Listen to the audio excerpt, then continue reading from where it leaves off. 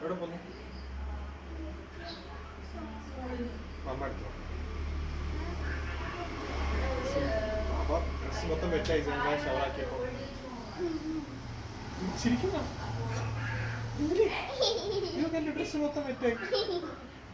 നീ എന്റെ ഡ്രസ് കുറച്ച് മൊത്തം വെള്ള സ്പ്ലാഷ് ആക്കി. എന്തിനു സ്പ്ലാഷ് ആക്കി?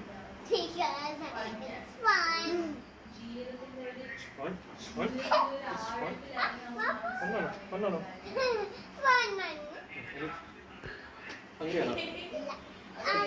എന്ത് കഴിക്കണം? ബനാനാണോ? എത്ര ബനാന വേണം? ബിഗ് ബനാന വേണോ സ്മോൾ ബനാന വേണോ? Big banana.